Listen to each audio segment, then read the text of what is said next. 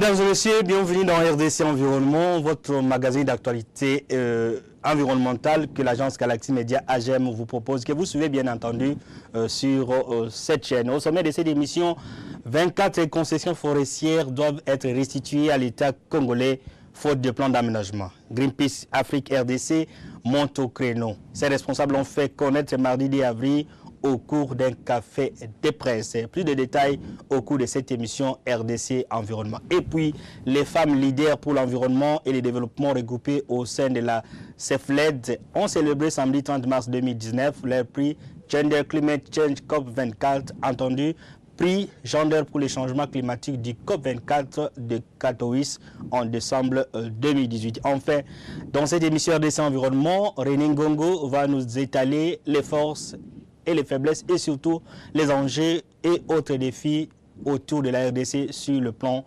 environnemental. Mesdames et messieurs, bienvenue dans RDC Environnement.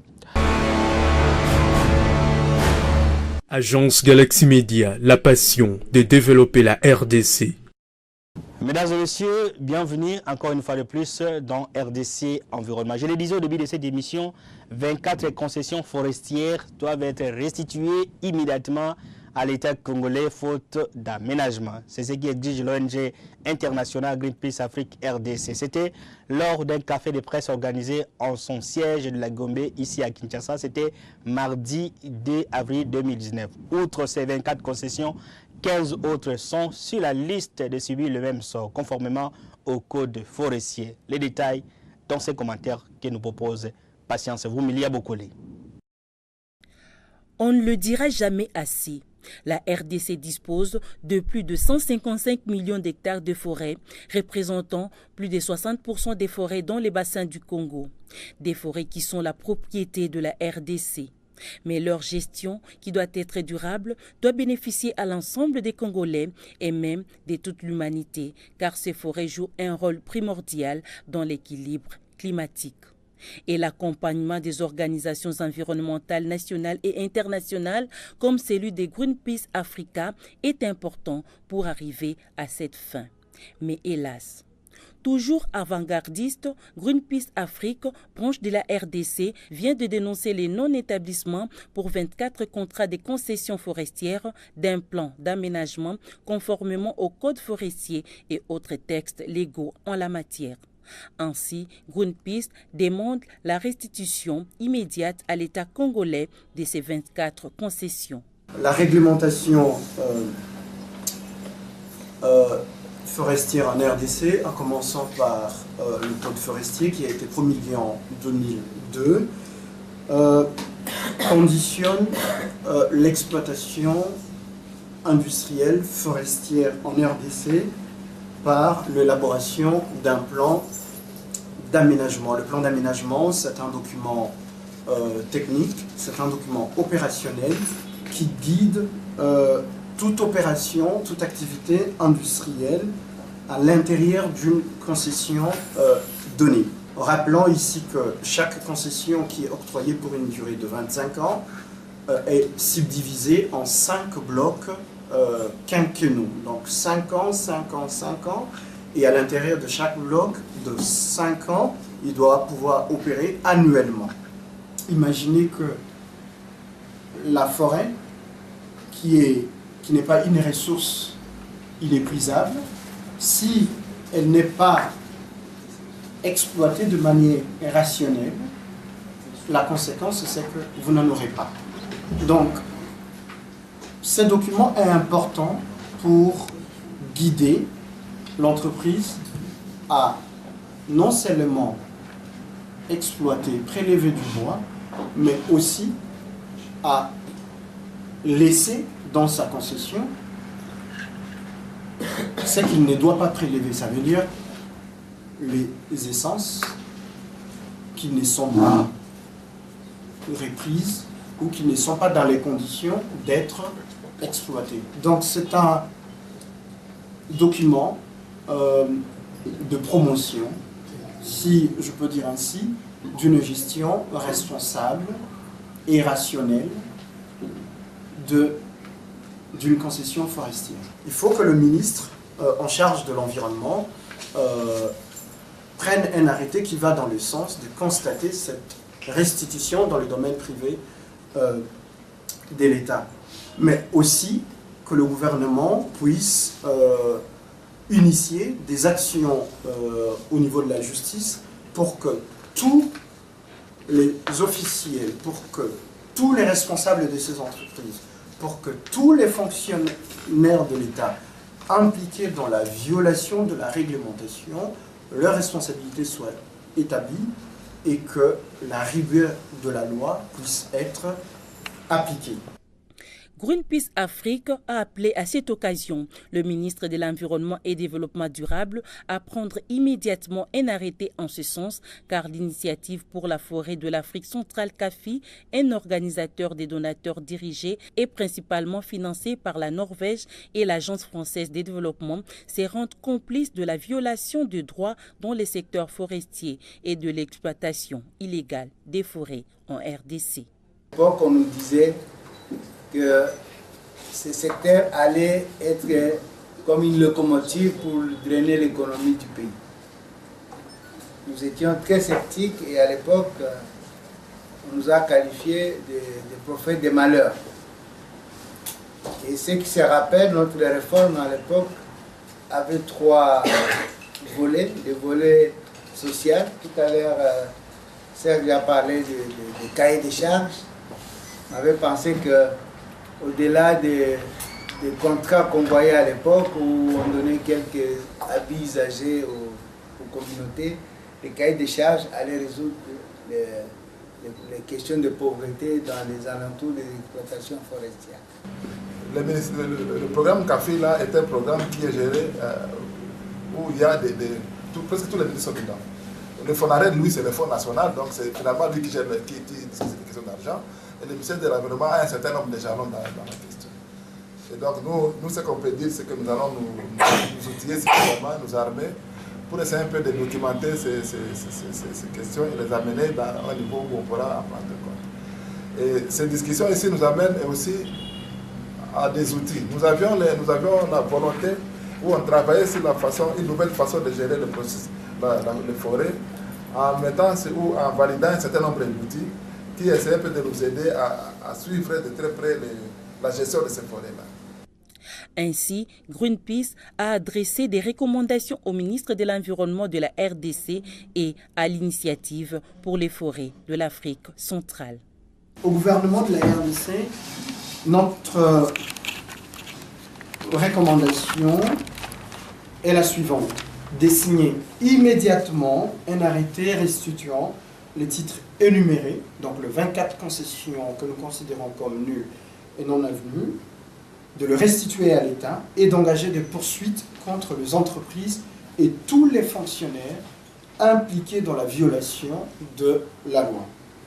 À l'initiative CAFI, de conditionner la poursuite de collaboration avec le ministère de l'Environnement à la restitution immédiate à l'État congolais de toutes les concessions forestières sans plan d'aménagement ainsi que toutes les autres concessions illégales et de faire une déclaration publique à cet effet.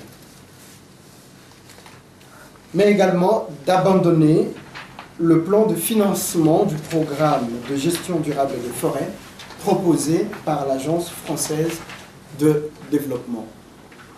Pour Greenpeace Afrique RDC, les forêts congolaises ne sont pas seulement destinées à l'exploitation industrielle qui n'a pas donné des résultats escomptés, encore moins des ressources financières au budget de l'État, et les communautés locales et autochtones restant toujours dans la pauvreté la plus noire, car d'autres modes de gestion plus durables peuvent apporter plus à la République démocratique du Congo. Il y a d'autres usages que le gouvernement peut mettre en place, peut exploiter en gardant ces forêts, mais en ayant quelque chose en termes de revenus économiques. On parle de la conservation, on parle des paiements pour les services environnementaux, on parle de la RED+. Est-ce qu'on a besoin de donner autant de millions d'hectares aux exploitants pour avoir de l'argent, alors que ces exploitants, pendant des dizaines d'années, ils font rien et on n'a rien? Pourquoi ne pas changer de stratégie cette fois-ci? Il y a un nouveau président, on attend un nouveau gouvernement. Et moi, je dis que ça, ce message, cette note d'information de Greenpeace, c'est notre message de bienvenue à ce nouveau gouvernement. Ils viennent, mais ils doivent savoir que voilà, il y a ce qu'on appelle le secteur forestier qui est dans un état de chaos en RDC, et il faut faire quelque chose. Tout Congolais attend un changement. Et nous, Greenpeace et nos partenaires, nous attendons aussi un changement palpable dans le secteur forestier. En commençant par l'annulation de ces titres. C'est 24 qui ont la main mise sur ces forêts, mais on n'a rien. Les Congolais ne gagnent rien du tout. On voit toujours des camions qui quittent les Matadi pour le Kinkole, je ne sais pas où, qui passent à travers les rues de la ville de Kinshasa. Et les Congolais, ils n'en savent rien du tout. Ils ne perçoivent rien du tout. Quand on part dans la forêt, nous revenons de Lokolama dans le territoire de Bikoro en Équateur, il y a une semaine. Moi, j'ai eu des larmes aux yeux. À côté, il y a un village, le Lokolama, il y a une école où les pauvres enfants étudient à même le sol. Il n'y a même pas de mur. Il n'y a pas de toit. Et je regardais, je dis waouh, à côté, il y a plusieurs concessions qui sont là. Et on dit que ça nous apporte l'économie, les développements. Mais en quoi? Quand il pleut, les enfants doivent courir, rentrer dans leur propre maison. Il n'y a plus d'école. On a invité le ministre, c'était dans les cas de la foresterie communautaire, le ministre en charge de l'environnement provincial a représenté les ministres à cette cérémonie. Et le ministre a vu ça, on lui a demandé d'aller visiter l'école, entre autres. Il a vu et je lui ai dit, vous avez vu, monsieur le ministre, cette école? Oui, oui, c'est très choquant. Oui, mais c'est très choquant, qu'est-ce que vous dites? Et il demande à Greenpeace de faire quoi? D'appuyer l'État en construisant l'école. Et donc, nous avons besoin d'un gouvernement responsable. Et nous espérons que ce nouveau gouvernement qui va venir va changer les règles des jeux. On veut que l'exploitation forestière soit pour l'environnement, pour les peuples congolais, pour l'humanité tout entière. Et non que ce soit bénéfique pour une poignée d'exploitants forestiers qui ne font qu'empocher, gonfler leurs poches, et les communautés restent mains vides, les peuples congolais n'en tirent aucun profit, notre massif forestier est en train de dégrader, et on contribue au réchauffement climatique. Outre ces 24 concessions forestières, Greenpeace Afrique RDC a annoncé que 15 autres concessions forestières sont sur la liste des non-aménagements et devront elles aussi être restituées à l'État congolais pour d'autres usages. Signalons que ce café de presse a été rehaussé de la présence de René Ngongo, président de l'Organisation congolaise des écologistes et amis de la nature Océan, et de Guy Kajemba, chargé des programmes au groupe de travail Climat Red Rénové GTCRR. Voilà, merci beaucoup, Patience et vous me liez beaucoup pour tous ces détails. Mesdames et messieurs, c'est la suite de cette émission RDC Environnement. Nous parlons de ces chèques de 2000 €. C'est la récompense que la coalition des femmes leaders pour l'environnement et le développement, CEFLED, a remporté lors de la 24e conférence des parties COP24 de la Convention cadre des Nations Unies sur le changement climatique à Katowice, en Pologne. C'était au mois de décembre de l'année dernière.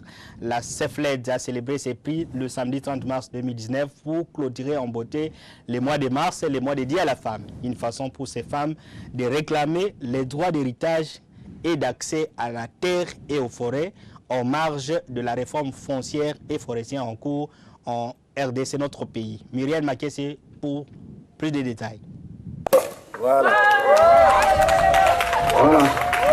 C'est la fête pour célébrer les prix Gender Climate Change remportés par la coalition des femmes leaders pour l'environnement et le développement durable CEFLED lors de la 24e conférence des parties de la Convention cadre des Nations Unies sur le changement climatique tenue à Katowice en Pologne en décembre 2018.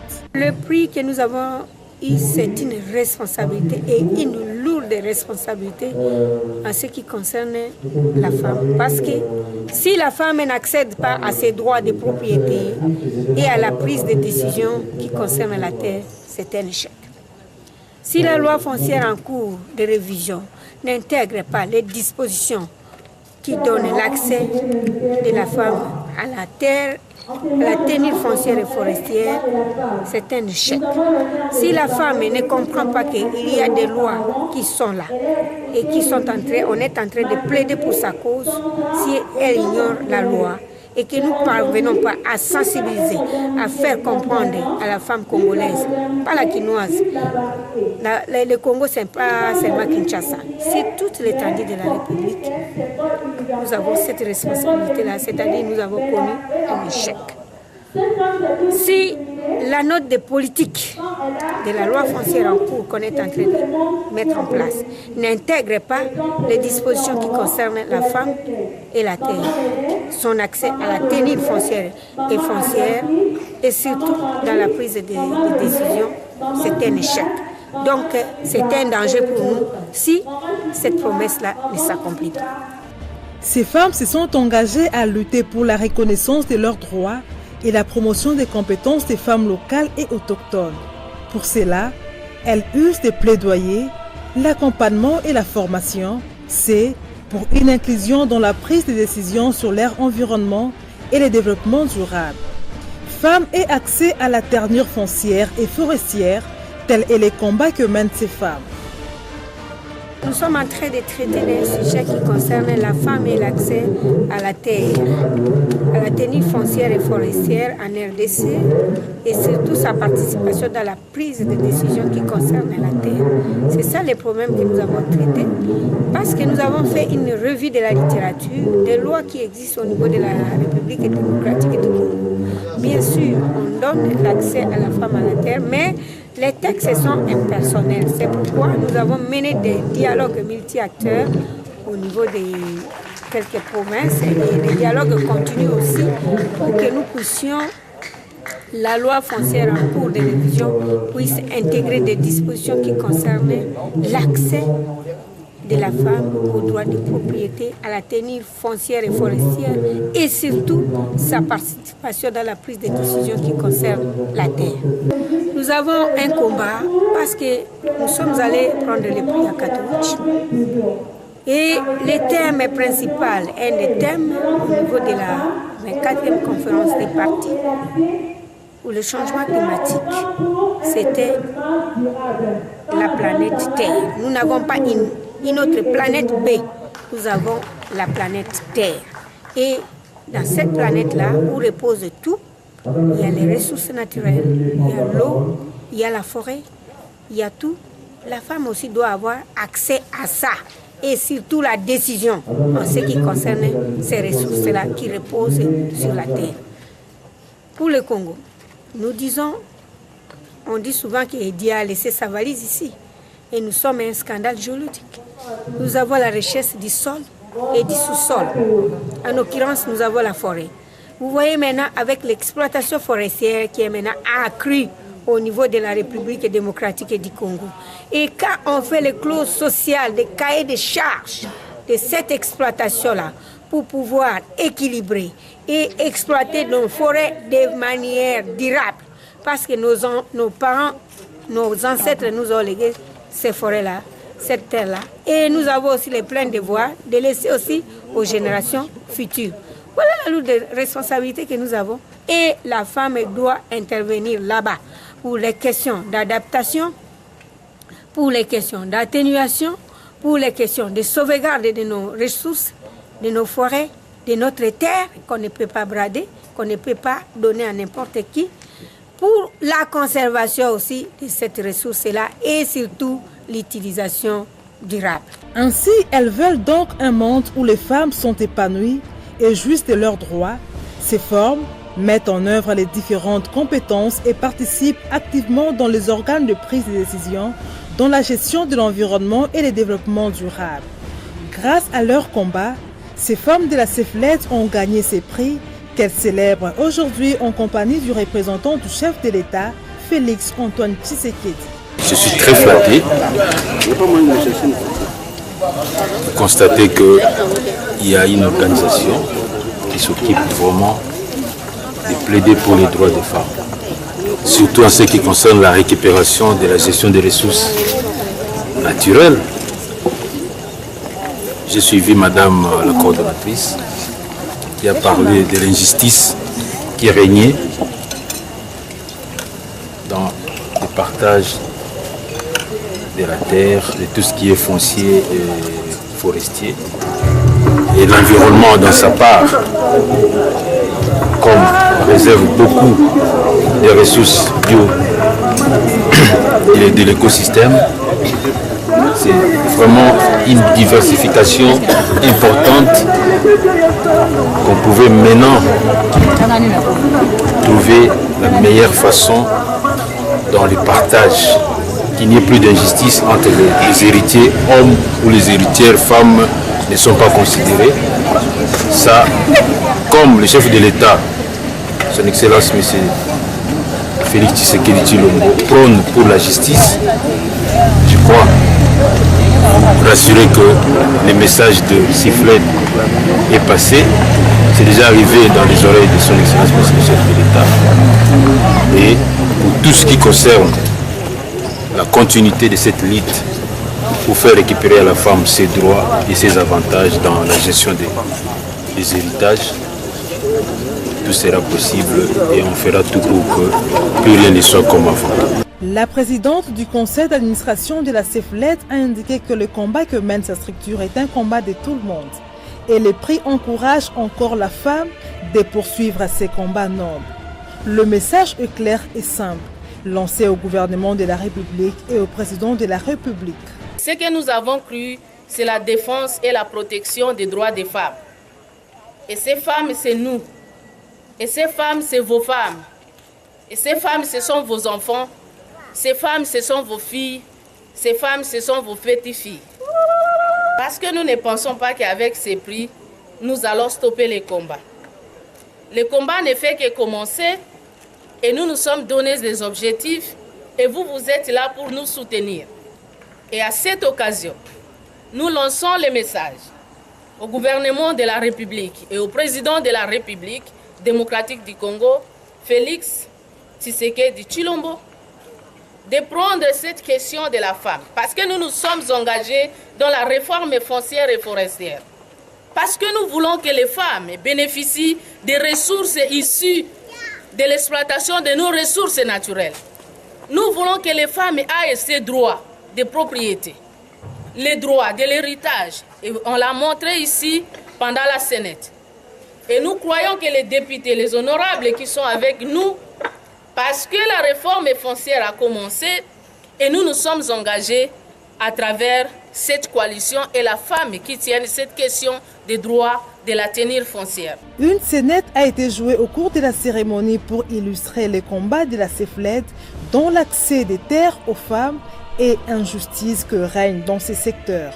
Les invités ont signé et couché quelques mots dans le livre d'or de la CEFLED pour marquer d'un sceau indélébile cette cérémonie de commémoration du prix Gender Climate Change. Quels sont les grands faits qui vont faire l'actualité environnementale dans les jours à venir? C'est la rubrique événements à venir de l'agence Galaxy Media à travers cette émission RDC Environnement. Sachez que du 1er au 4 avril 2019, il y aura le sommet sur le climat lié à Atlanta. Nous sommes donc en Géorgie, aux États-Unis. Sachez également que du 1er au 5 avril de cette année, il y aura la 52e session de la Commission de la population et du développement liée. Ça sera à New York, aux États-Unis. Sachez également que du 12 au 14 avril 2019, il y aura la réunion des printemps 2019 du groupe de la Banque mondiale et du Fonds monétaire international, lieu d'organisation à Washington DC. Nous sommes donc aux États-Unis d'Amérique. Sachez également que du 29 avril 2019 au 4 mai de cette année, il y aura la formation sur la gestion environnementale et sociale des sites miniers et industriels en Afrique. Fermeture également et restauration lieu, ça sera à Yaoundé au Cameroun. Voilà, mesdames et messieurs, qui commence bien, qui finit bien. Nous sommes arrivés à la fin de cette émission RDC Environnement. Mais avant de nous séparer, nous vous proposons de suivre cette revue de presse verte. Il s'agit de l'actualité environnementale relayée par les journaux, aussi bien ici au pays qu'à l'étranger, dans une sélection et commentaires de Muriel Maké-Célotine. Ouvrons cette revue verte par le journal Tempête des Tropiques, en sa 4e page qui signale déjà le lancement officiel des activités du parc agro-industriel de la vallée d'Nkundi au Congo central. Les travaux ont été officiellement lancés le week-end dernier par Bruno Tshibala, Premier ministre et chef du gouvernement, qui a été mandaté par le chef de l'État Félix-Antoine Tshisekedi Tshilombo.